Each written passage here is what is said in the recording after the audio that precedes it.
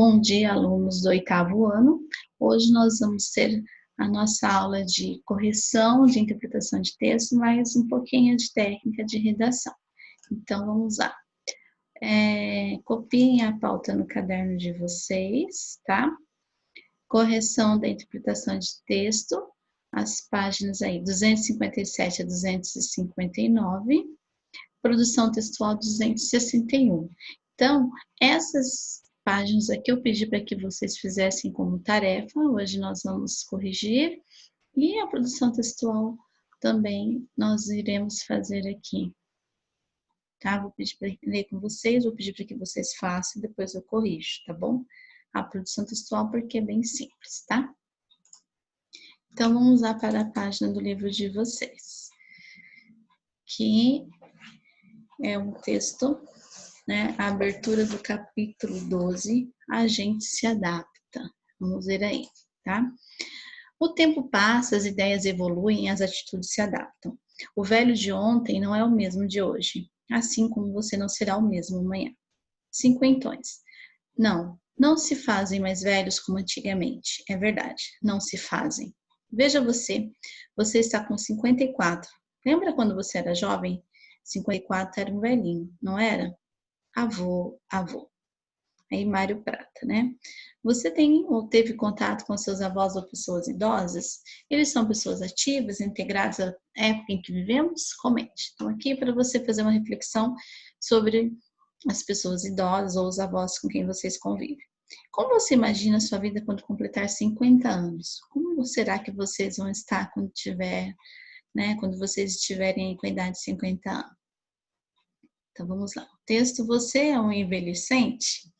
Se você tem entre 58 e 78 anos, preste bastante atenção no que se segue. Se você for mais novo, preste também, porque um dia vai chegar lá. E se já passou, confira. Sempre me disseram que a vida do homem se dividia em 4 partes: infância, adolescência, maturidade e velhice.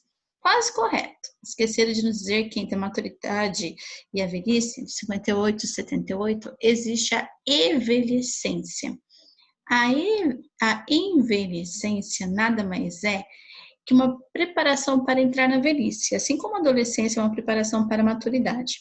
Engana-se quem acha que o homem maduro fica velho de repente, assim da noite para o dia. Não. Antes, a envelhecência, e se você está em plena envelhecência, já notou como ela é parecida com a adolescência? Coloque os óculos e veja como esse novo estágio é maravilhoso. Os adolescentes mudam a voz, nós envelhecentes também. Mudamos o nosso ritmo de falar, o nosso timbre. Os adolescentes querem falar mais rápido, os envelhecentes querem falar mais lentamente. Os adolescentes vivem a sonhar com o futuro, os envelhecentes vivem a falar do passado. Bons tempos. Os adolescentes não têm ideia do que vai acontecer com eles daqui a 20 anos. Os envelhecentes até evitam pensar nisso. Ninguém entende os adolescentes, ninguém entende os envelhecentes. Ambos são irritadiços, se enervam com pouco, acham que já sabem de tudo e não querem palpites nas suas vidas. Às vezes, um adolescente tem um filho, é uma coisa precoce. Às vezes, um envelhecente tem um filho, é uma coisa pós-coce. Os adolescentes não entendem os adultos e acham que ninguém os entende. Nós, envelhecentes, também não entendemos eles. Ninguém me entende. É uma frase típica de envelhecentes. Quase todos os adolescentes acabam sentados na poltrona do dentista e no divã do analista. Os envelhecentes também a contragosto. Idem. O adolescente adora usar um tênis nos cabelos. Os envelhecentes também, sem falar nos brincos. Ambos adoram deitar e acordar tarde. O adolescente ama assistir a um show de um artista envelhecente. Caetano, Chico, o envelhecente ama assistir a um show de um artista adolescente. Rita Lee. A adolescência vai dos 10 aos 20 anos. A envelhecência vai dos 58 aos 78. Depois, sim, virá a velhice, que nada mais é que a maturidade do envelhecente. Daqui a alguns anos, quando insistirmos em não sair da envelhecência para entrar na velhice, vão dizer: é um eterno envelhecente. Aí Mário Prata foi quem escreveu esse texto, né? Bem interessante. Cronista, jornalista, dramaturgo. Então, o autor, ele inicia a crônica fazendo a questão de afirmar que tanto jovens como velhos devem prestar atenção ao texto. Por que ele afirma isso? Né? Porque um dia envelhecerão. Os mais velhos, para confirmar o que se diz, e o que estão na faixa considerada envelhecente devem pensar no texto como uma forma de se preparar para a velhice. Né? Então, todos devem prestar atenção porque todos irão passar por essa fase. Ao final do primeiro parágrafo, ele completa: e se já passou, confira, fazendo referência aos que já passaram dos 78 anos. O que ele quis dizer com essa frase? Ao pedir para conferir, o autor está recomendando àqueles que já passaram da idade mencionada que comparem os fatos que serão expostos e confirmem se são procedentes, ou seja, que confrontem o que é apresentado pelo autor, fruto de sua própria vivência. 2. Chamamos de neologismo o processo de criação de novas palavras, derivadas ou formadas a partir de outras já existentes. Na crônica, o autor pregou 2 neologismos. Sítios, ele criou 2 palavras. Quais foram? Envelhecente e pós-coce. E explique a formação e o sentido dessas palavras. Envelhecente foi formado pela união de envelhecer e adolescente, havendo a supressão de sílabas, pela aproximação desses 2 conceitos, devido à relação de semelhança entre as fases citadas pelo cronista. Já pós-coce foi criada em oposição ao termo precoce, significando algo que acontece depois do tempo normal, pós-maturidade. Tá? Então, foram essas 2 palavras aí, esses 2 neologismos que apareceram no texto. Tá? O cronista encara a envelhecência de forma muito otimista. Sublinha uma passagem do texto que comprova tal afirmação. Então, de uma forma bem otimista. Vamos lá. Tem aqui, Coloque os óculos e veja como este novo estágio é maravilhoso. Então, ele está sendo bem otimista, né? Grifem aí. Coloque os olhos e veja como este novo estágio é maravilhoso. Então, mostrando aí que essa fase que eles, né, se encontram é muito boa. A crônica, aí aqui a gente tem curiosidade, né? Quem define?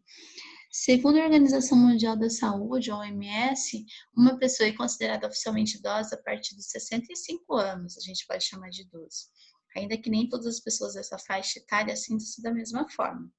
Dados revelam que no começo do século XX, a expectativa de vida era de apenas 40 anos. De acordo com estimativas do IBGE, publicadas em 2016, o número de idosos no Brasil atingirá a marca de 66 milhões em 2050, representando pelo menos 3 vezes a marca atual de 19 milhões. Isso também reflete um grande impacto social, implicando mudanças nas políticas públicas, como as de saúde e previdência. Portanto, é necessário preservarmos as capacidades físicas e mentais para aproveitar de modo pleno todo o tempo que temos pela frente. Isso nós já estamos vendo, né?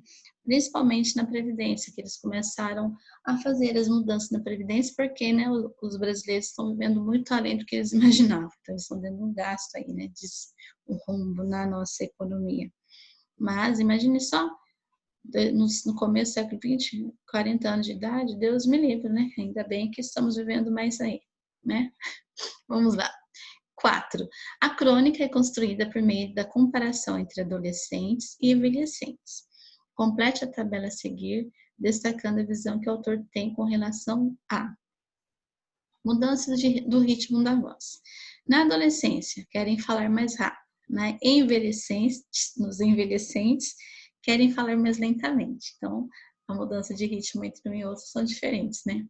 Visão do futuro. Os adolescentes não sabem o que irá acontecer. Os envelhecentes não querem pensar no assunto. Temperamento. Os adolescentes são irritadiços, não querem palpites. Os envelhecentes são irritadiços, não querem palpites. Temperamentos são iguais, né? Os 2. Com os adultos, os compreendem, Como os adultos os compreendem? Não os compreendem, não os compreendem nos dois casos, né? Interessante, né? No temperamento e como os adultos compreendem é a mesma situação. 5. Ao referir-se ao estilo adotado pelos adolescentes, o cronista diz: o adolescente adora usar uns tênis e uns cabelos.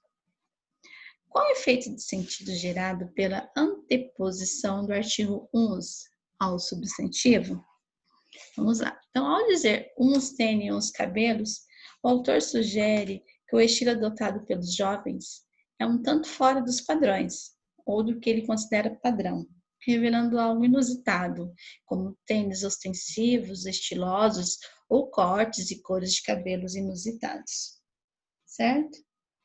Depois, nós temos: você acha que na fase da adolescência a roupa pode ser um reflexo da personalidade? Por quê?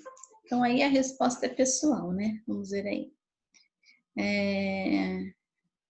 O tema da crônica é atemporal, pois tanto jovens como envelhecentes ainda se comportam da forma... Opa! Aqui. Você acha, né? Professora foi de baixo. Você acha que na fase da adolescência a roupa pode ser um reflexo da personalidade? Por quê? Aí aqui, na adolescência, mesmo sendo uma resposta pessoal, o livro trouxe uma sugestão, né? É um período em que se aflora e se mostra mais a personalidade. É também uma fase de aceitação do outro. E muitas vezes a apresentação visual dos adolescentes reflete o outro e não sua própria personalidade, né? Isso aí é verdade, tá? Depois,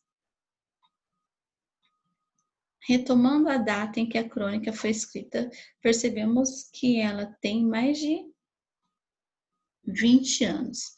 Você diria que ela ainda é atual? Justifique. O tema da crônica é atemporal, pois tanto jovens como envelhecentes ainda se comportam da forma como a crônica descreveu, né? Então, ela ainda continua sendo atual, pois nada mudou, né? Aí aqui tem Veja em Ciências. Isso daqui era para vocês mandarem para mim, né? Enviar para o meu e-mail. Suponha que alguém lhe pedisse para escrever como será envelhecer daqui a 50 anos. Que recurso você acha que a medicina terá para garantir qualidade de vida aos idosos? Quais medidas poderão surgir para integrá-los à sociedade? Então, aqui vocês irão responder. E o desafio, né? Imagine como será a vida daqui a 50 anos. Certamente, muita coisa deverá ter mudado. Para registrar isso, escreva uma notícia a ser publicada em um importante meio de comunicação do futuro. Nessa notícia, você deverá abordar um fato rotineiro no futuro, mas que seria hoje inusitado para nós. Então, uma notícia, assim, para a gente agora é algo muito novo, muito diferente, muito inusitado. Só que como ela, né, será daqui a 50 anos, para eles já não, nem tanto, tá? Uma notícia aí que vocês vão escrever, né? Ou já escrever e mandar para o meu e-mail, tá bom? E produção textual.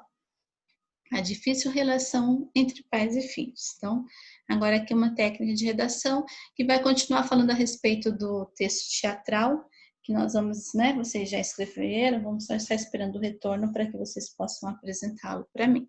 Então, vamos lá. Maria Adelaide Amaral remonta a peça de grande sucesso. A peça Querida Mamãe, dirigida por José Wilker, estreou nos palcos em 1994.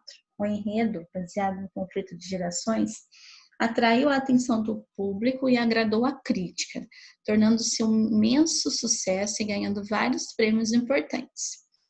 Eva Vilma e Eliane Giardini desempenhavam, respectivamente, o papel de Ruth, a mãe controladora, e de Elo, a filha médica e insegura que nunca deu muito orgulho à mãe.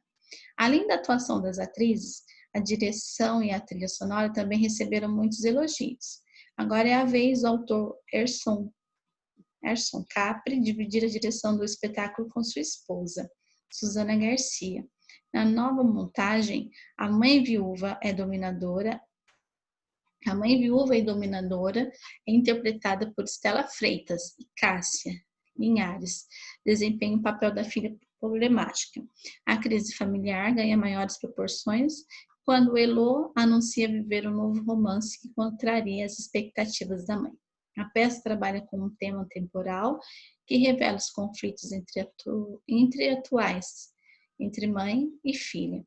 É essa a razão que leva a autora a acreditar que a remontagem alcançará o mesmo sucesso que a primeira versão. Aí aqui nós temos que fatores levam a autora a acreditar que a remontagem da peça depois de tantos anos será bem sucedida? Vamos corrigir já, né? Segundo o texto, a peça foi muito bem recebida pelo público e pela crítica da primeira montagem, como o tema do espetáculo Conflitos entre Mãe e Filha. É atemporal, o sucesso deve se repetir. Como é um tema, né? Aí, que está no nosso dia a dia, o sucesso deve repetir. Você acredita que os conflitos existentes entre mães e filhos nos dias de hoje são iguais aos das décadas atrás? Alguns tipos de conflitos ainda podem existir sim, né? Então, aqui a resposta é pessoal. Como, por exemplo, autoritarismo excessivo, a falta de diálogo entre os pais pode, né, gerar conflitos. Agora, talvez outros, né? Podem ter surgido mais recentemente com a formação de novos modelos familiares, participação efetiva da mulher no mercado de trabalho, igualdade nas relações. Então, aqui a resposta é bem pessoal, tá?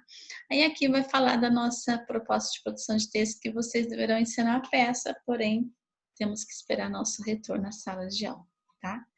Então, são essas as atividades de hoje, né? Que eu corrigi com vocês. A produção de texto, na verdade, vocês já fizeram o teatro, agora a gente tem que só esperar a apresentação, tá bom? E por hoje é só. Até a nossa próxima aula remota. Tchau, tchau.